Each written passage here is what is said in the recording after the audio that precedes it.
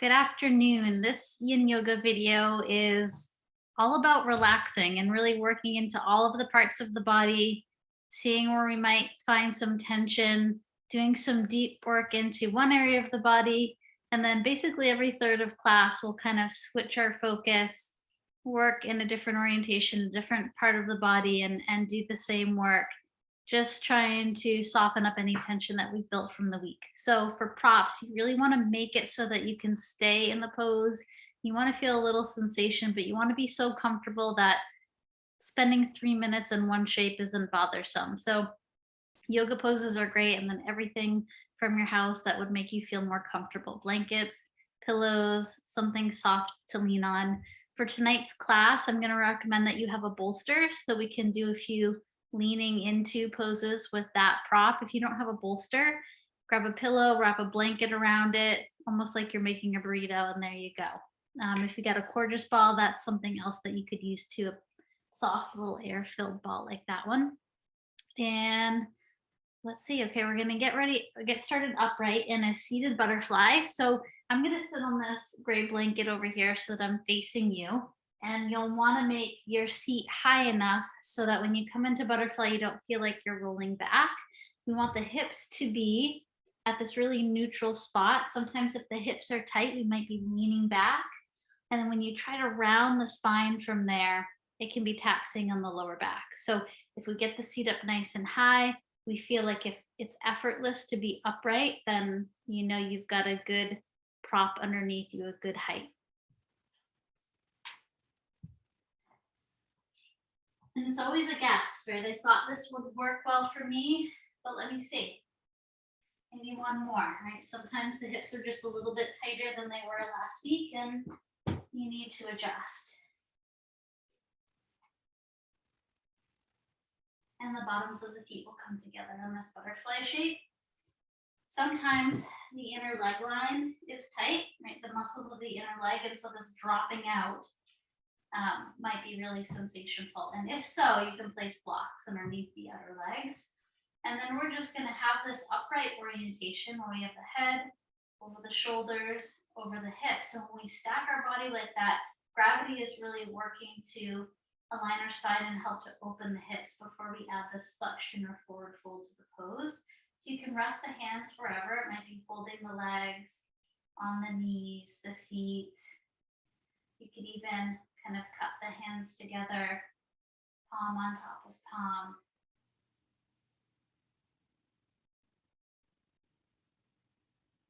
And with this upright spine, we can really tune into our Shushuma, this kind of channel of energy that has running from the northern part of the spine and actually even up through the crown of the head, all the way to the base of our tailbone.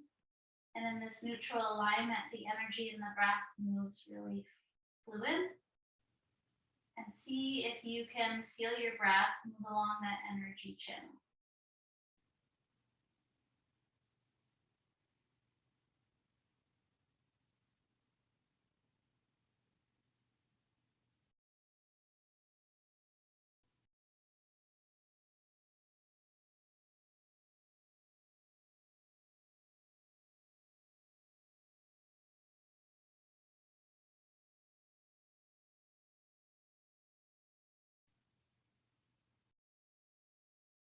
And we'll keep going with this for a few more moments in stillness.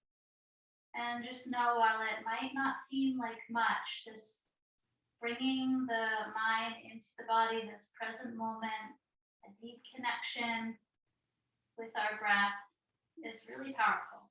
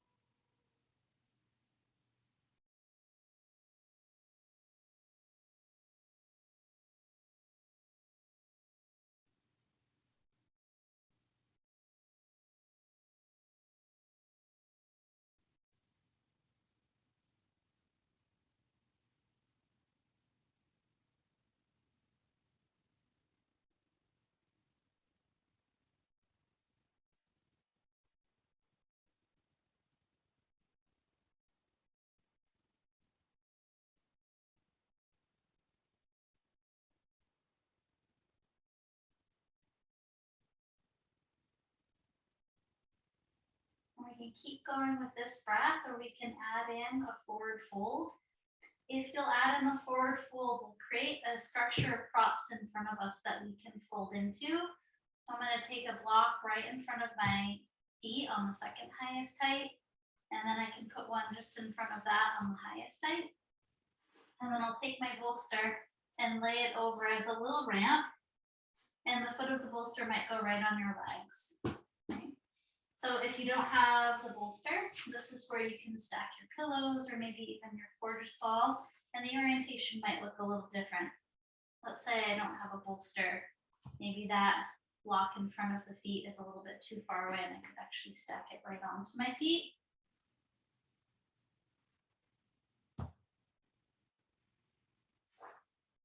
But there's no right or wrong. You just want to feel like the torso is supported so that you can come into a forward fold gently without having to hold yourself up with anything, right? So we're creating this structure to hold us up. And if I lean into this bolster situation and it still feels too far for me, add something on top of it. And depending on what you have going on in front of you, you might rest your temple or your forehead, whatever feels better.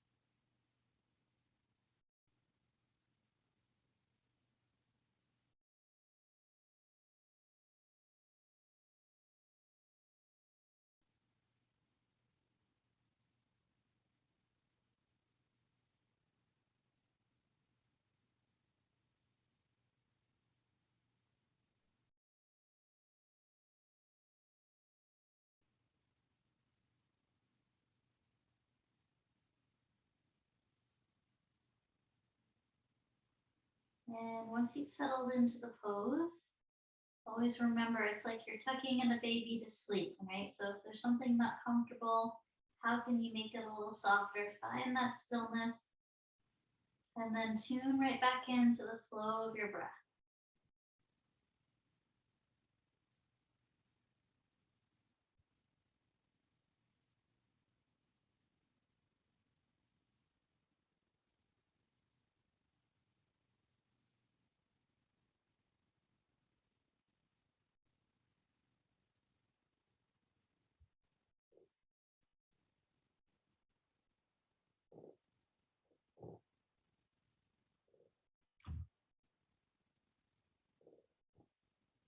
And if you have one cheek down or one temple resting, this is about the halfway point. You could switch sides with your neck. Of course, adjusting if you need to, and then finding that stillness one more time.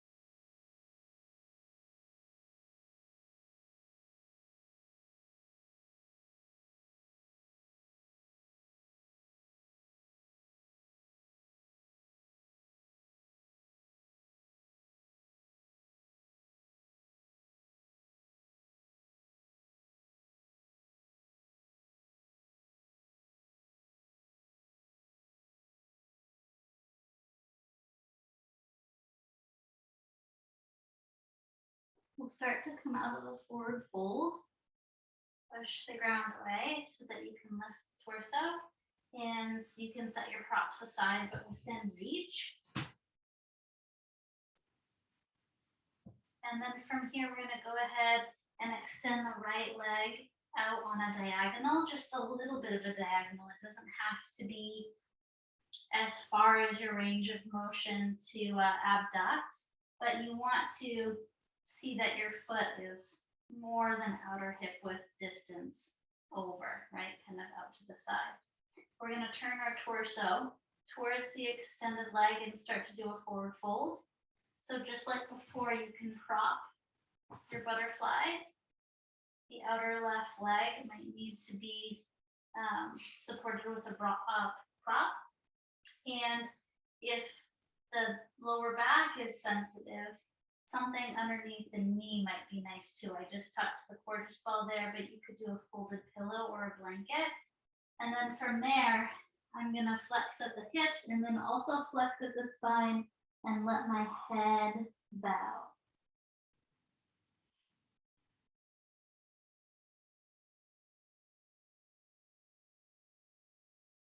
If there's a lot of space in between your torso and your leg and you're hanging a little bit, fill that space with props if you want to be more supportive to your spine.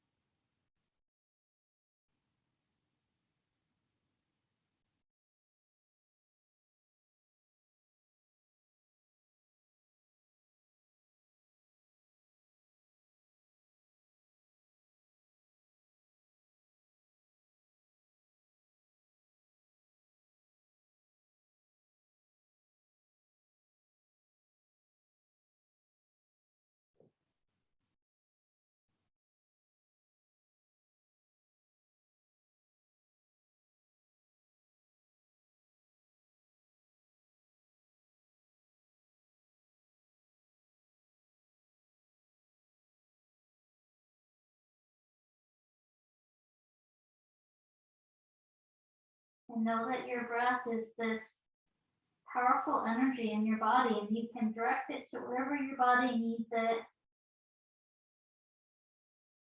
Imagine that area of your body ballooning wherever you're feeling the sensation on your inhale and softening on your exhale.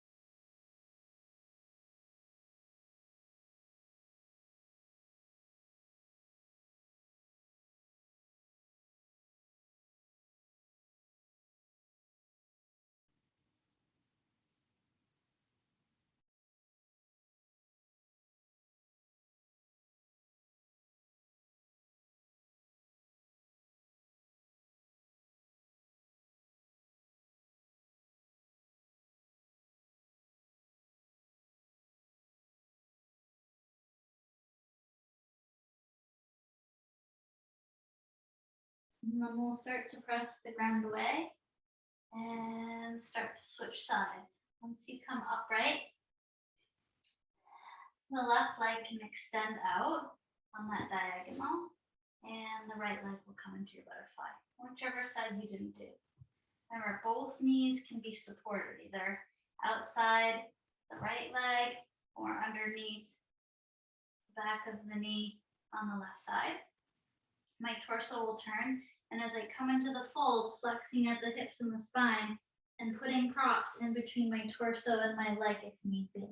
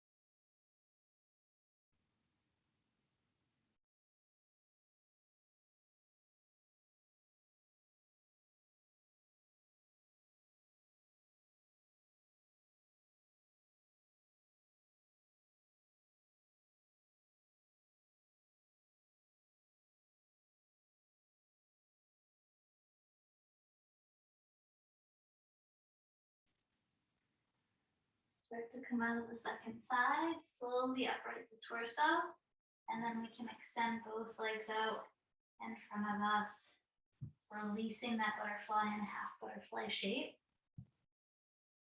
And one more time, props will come kind of off to the side, but within reach, and then we'll take both legs out into a straddle shape. Now, with each of these seated shapes, you might adjust what you're sitting on, right? Depending on the position of the legs, it puts different amount of kind of strain or stress on the hips, just depending on our own biology, how our body is made up. So feel free to adjust your seat higher or lower if you feel more ease or more difficulty sitting up. And then we're going to come into a side bend. We'll side bend to the right first. And one thing that I like to do is to tuck a prop right into the side of the hip. So as I start to lean, gravity isn't putting too much stress. You might like that stress. It might not be too much for you, so don't feel like you have to do that.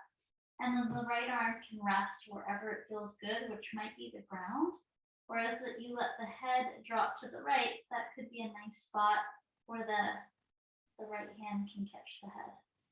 And the left hand can stay right on the hip for now.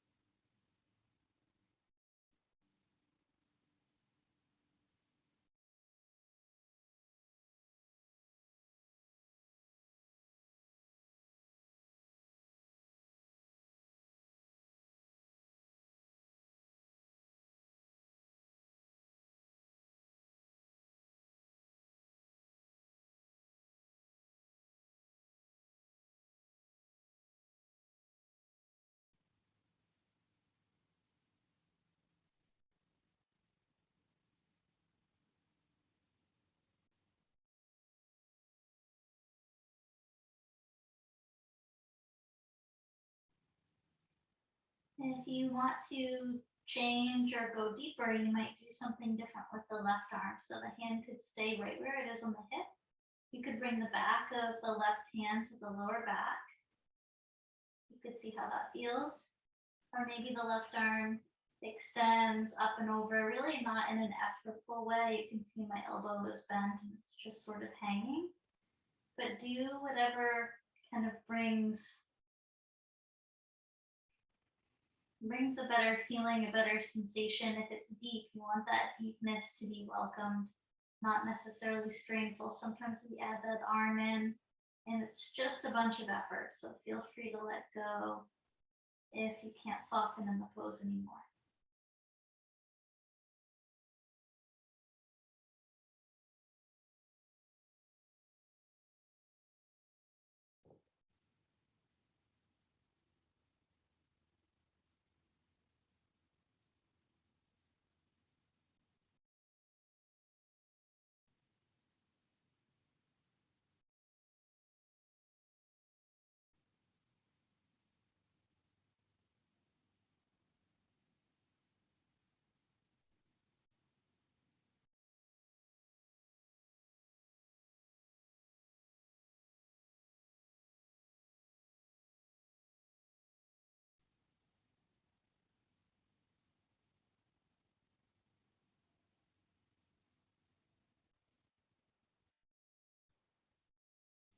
And we'll start to come out of the first side, slowly bringing the arm down and the torso out of the side bend. Pause at center, right? Notice left to right. And when you're ready, you can start to shift your props to the other side. The setup could be completely different, so move into it slowly. I'm going to put my prop in the corner, kind of where my hip meets my left side waist. Rest my right arm down. I can let my head go or maybe catch the head in the hand, and the right hand can start to the hip.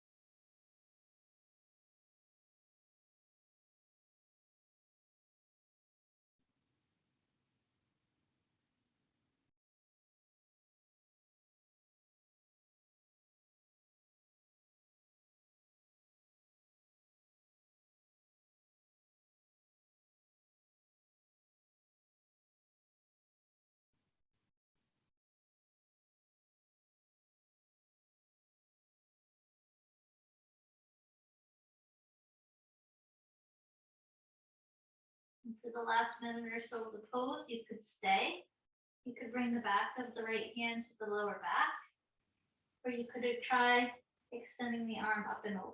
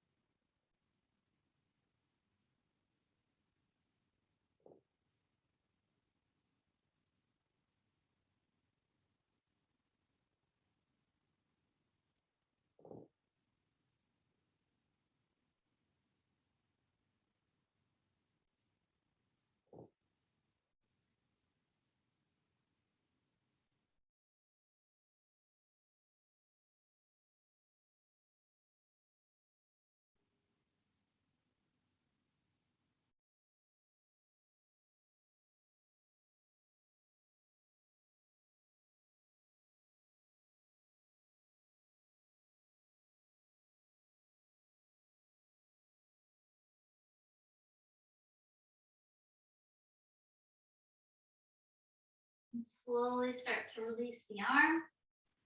And then bring the torso up. Set your props aside and then bring the legs in. I'm going to help my legs kind of bend and come forward. They were up for quite some time. Take any counter movements that feels good. Moving the ankles a little bit.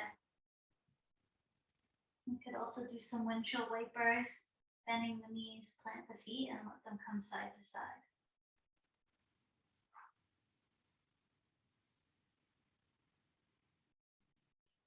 And we'll change our orientation for these next, let's see, 3 poses.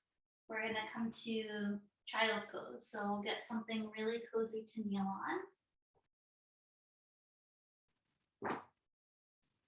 If the knees are super sensitive, maybe there's been surgeries or just kneeling isn't in the cards, maybe take this to the bed, right? A nice soft mattress could make this obtainable for you if it's not normally.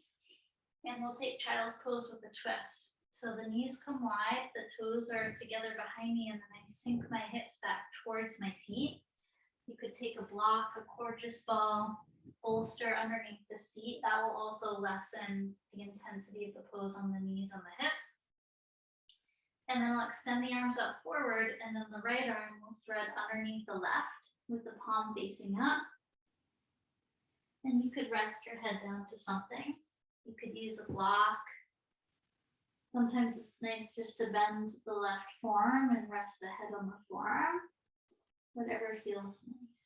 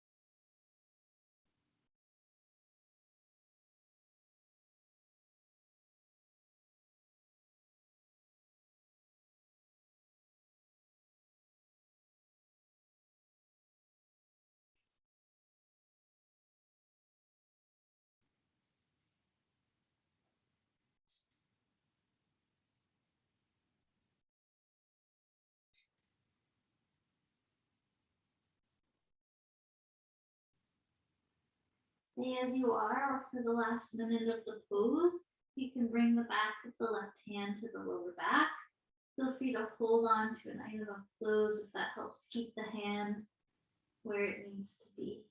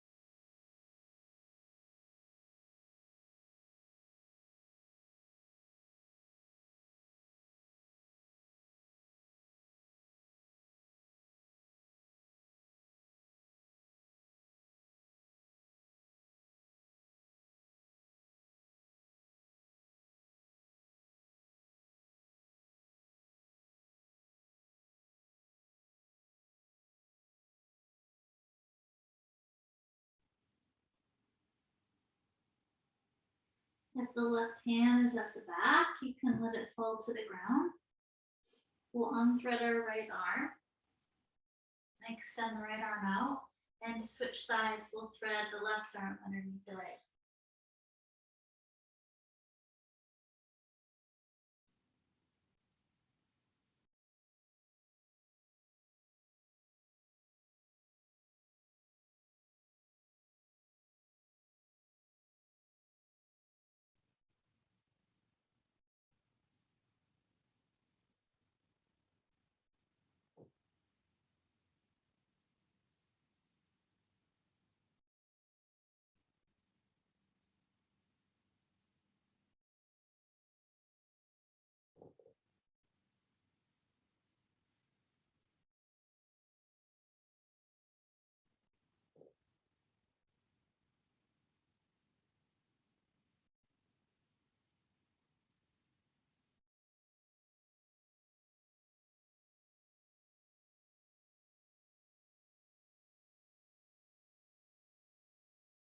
Keep the right hand where it is, or you could take the hand to the lower back.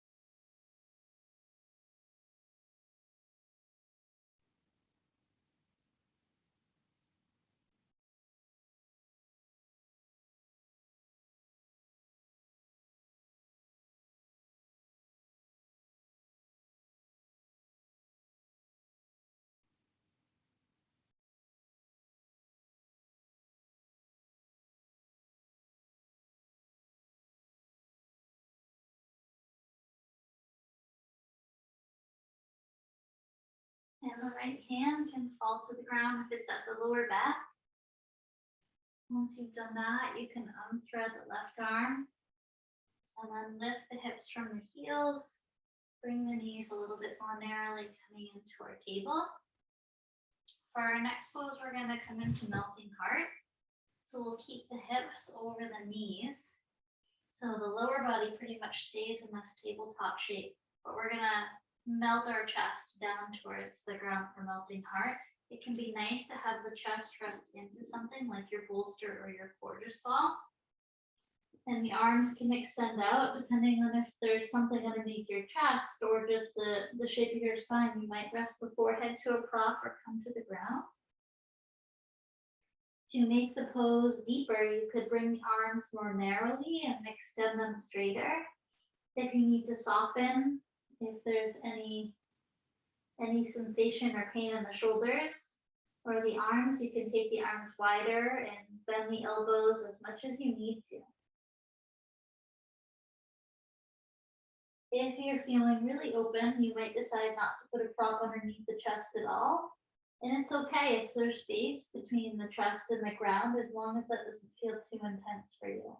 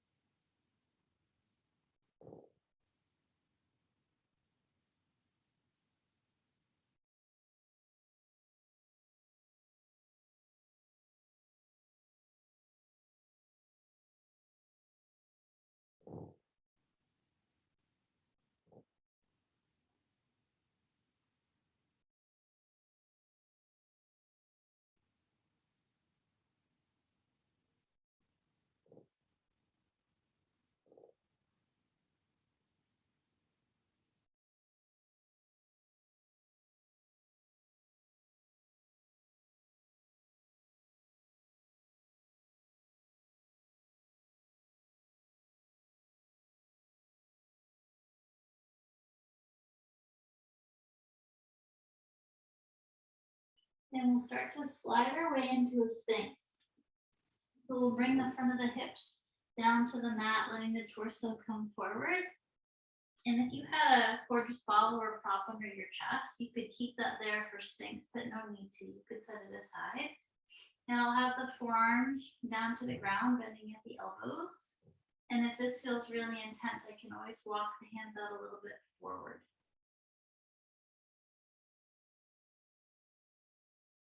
I'm choosing to keep the head lifted today, but there's so many different variations. The head could hang, it could rest on something. Experiment with all three and then choose whatever your body's asking for today.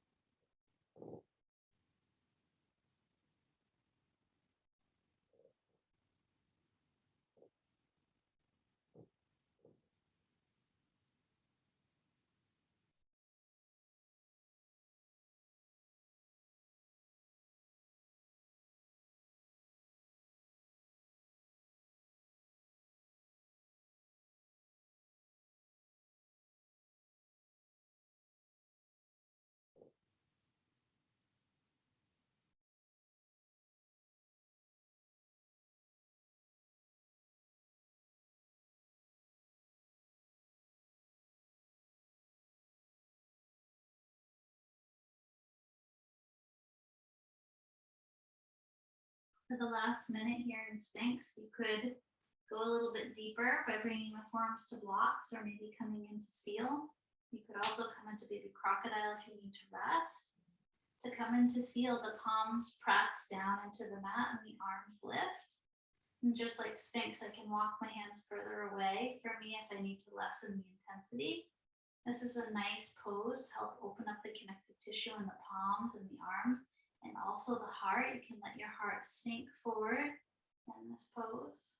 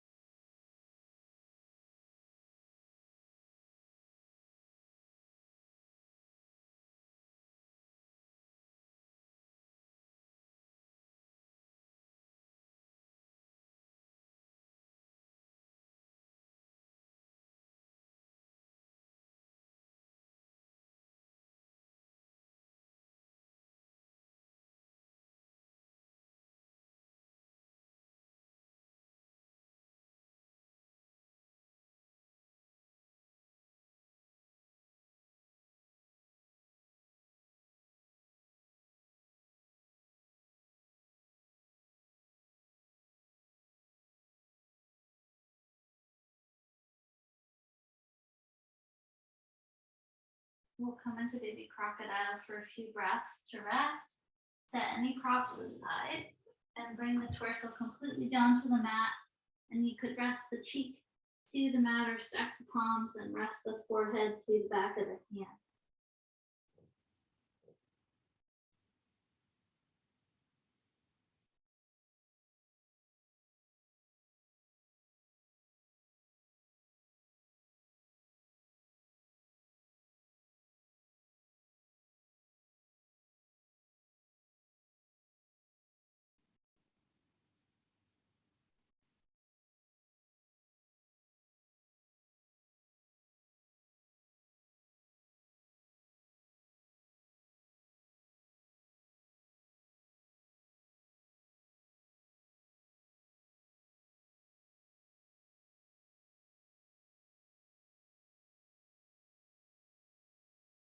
And for the last 3 poses of class here, we'll press ourselves back up to table.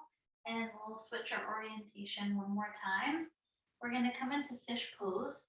So I really recommend to have the gorgeous ball behind the heart and then maybe a prop behind that for your head to rest. You can also use your bolster or a block behind the heart too. It just won't be as soft. And as you come to lay down, you want the gorgeous ball or prop to hit you just behind the shoulder blades. And then you could use a prop for the head. The legs will extend out long.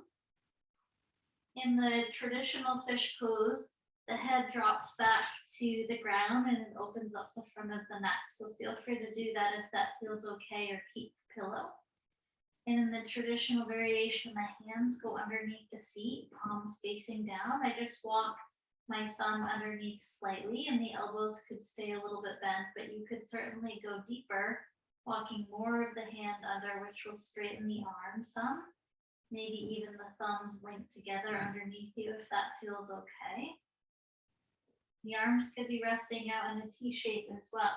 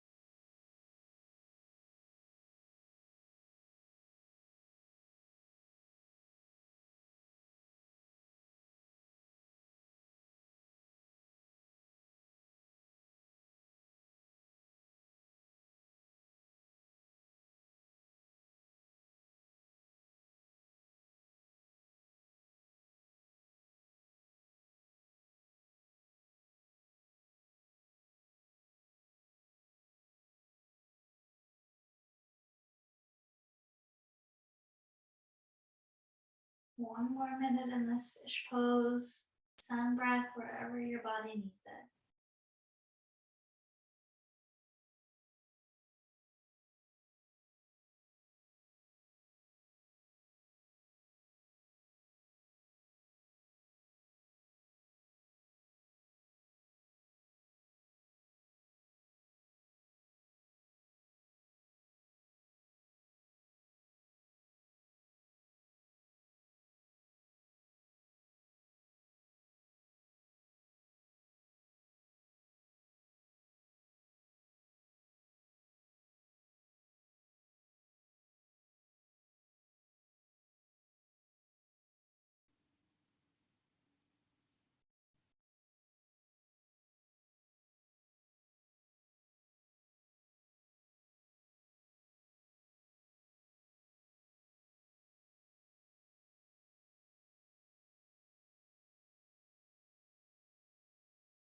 Your arms are still underneath your seat and your hands. Release that portion of the pose and let the hands rest out away from the body, palms face up.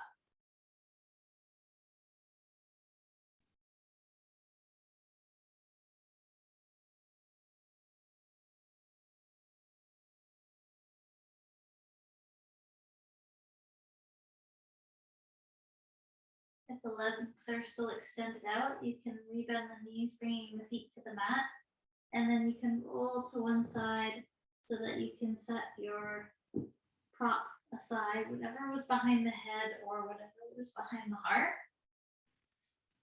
And then from here, we're going to come into waterfall pose. I like a block. You could use a different prop, such as a bolster, right underneath the back of the hips, the sacrum area. And then I like my arms in the goalpost shape, but they can go wherever. And once your prop is set up, your upper body is set up, you just dangle the feet up towards the ceiling.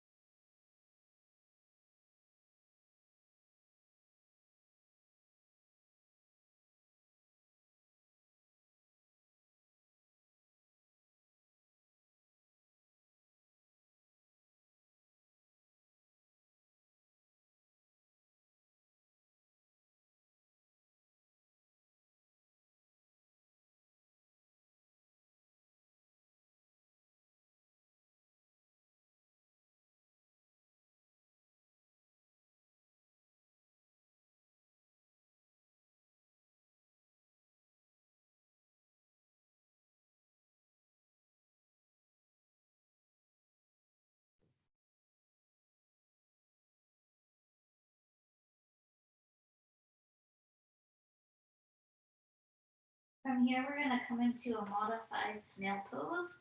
We'll keep the prop underneath the hips and let the knees bend and let the thighs fall towards the torso. Mine seem to stay there effortlessly, so I don't have to hold on. But if it feels a little effortful, you could bring the hands around the shins or behind the knees.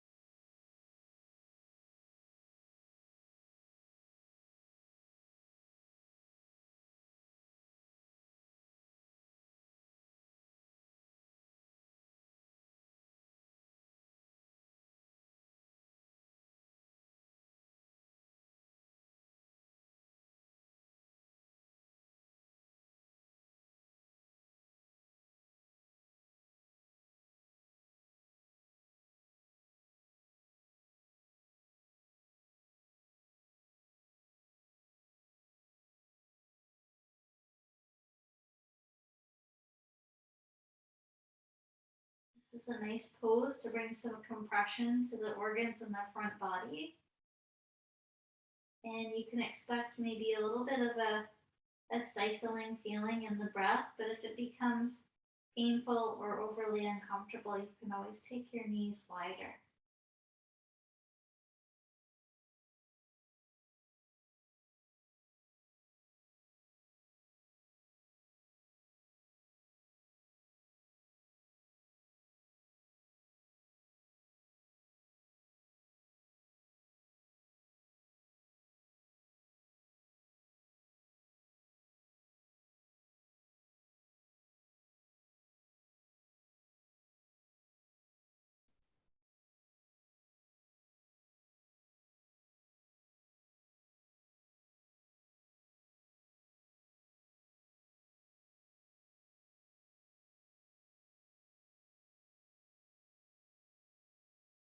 For the last minute or so of the pose, you could come back to waterfall. If you're done with snail, you could stay as you are, or you could extend the legs so that the shins hover above the face.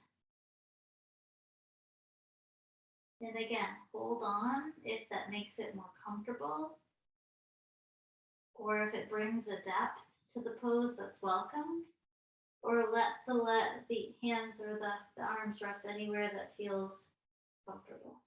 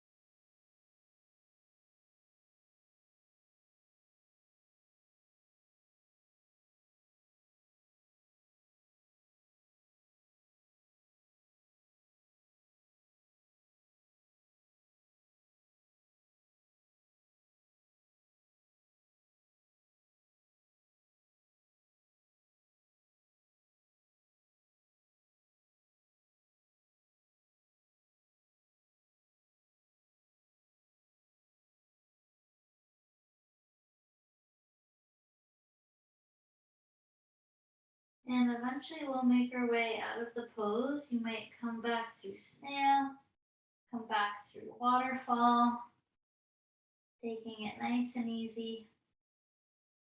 Eventually bending the knees and bringing the feet to the mat. When it feels right, you can set your block aside. And then we'll come into any variation of final rest. It could be Shavasana, maybe starfish pose, bringing some blocks behind the knees. You could even take fetal shape on your side or baby crocodile on your front. Come into one final resting shape where there's no sensation in the body and we can be restful in spirit and the physical body and with our thoughts.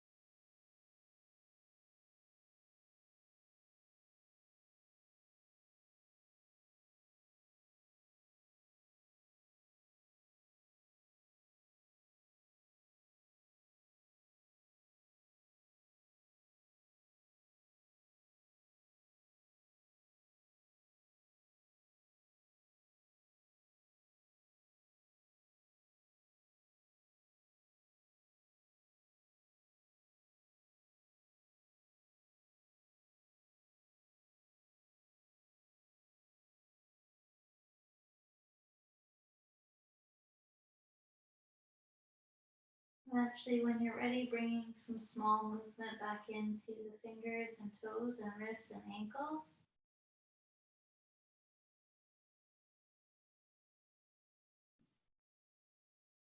When you're ready to transition up, you can bend the knees. It can be really nice to come into a fetal shape at one side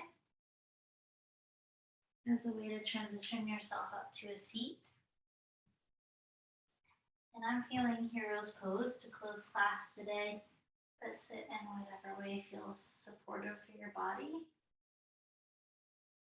And sit tall, close the eyes one more time and tune back into that Sushumna, that channel of energy running from the crown of your head down to your sitting bones.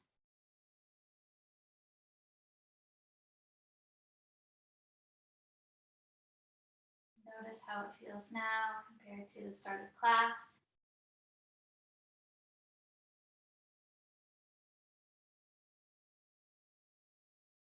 And when you're ready, we'll bring hands to heart center, Anjali Mudra, a gesture of gratitude for all that we have. And together we breathe in and exhale out. Palms will come to our third eye center and we bow namaste. Thank you very much for joining me. I hope you have a wonderful evening and take care.